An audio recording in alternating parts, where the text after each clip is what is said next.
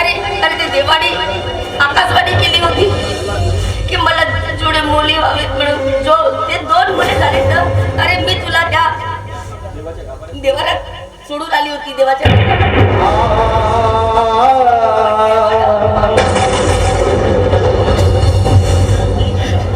ठीक आहे, चल मानलं तुला माझी आई आहेस म्हणून.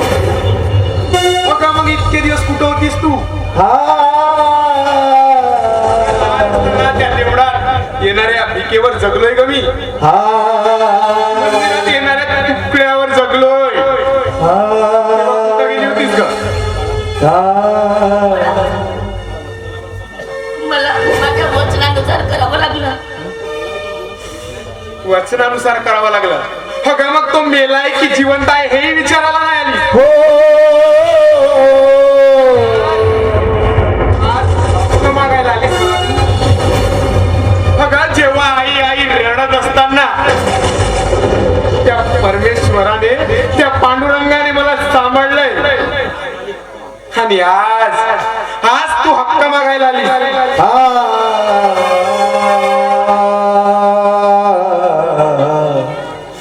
मला मला माफ कर दे.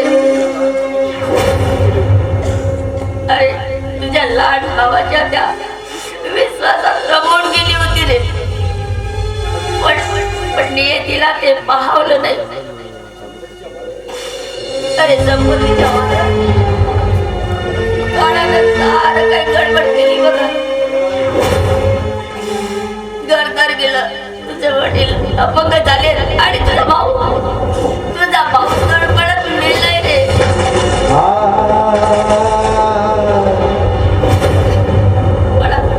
अरे तुझी गरज आहे रे मला. माझ्या या ममतेला दुरवू नकोस बाळा. अरे खूप वाईट वेळ आली रे माझ्यावर. तर मग मी काय करू? तो तुझा प्रश्न आहे. आणि हो, अगं आज तुला माझी गरज भासली म्हणून तू माझ्याकडे आलीस ना. अगं निघून जा.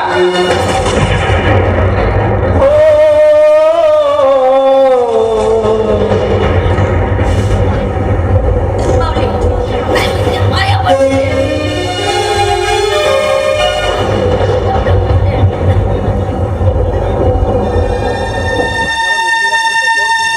अरे माझ्यावर ही जी परिस्थिती आली आहे ना, अरे या परिस्थितीला तू बाहेर काढू शकते.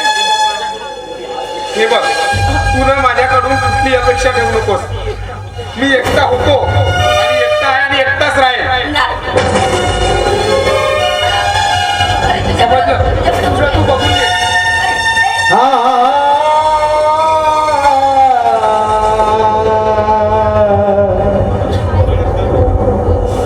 बळा थांबणारे मी तुझ्याकडे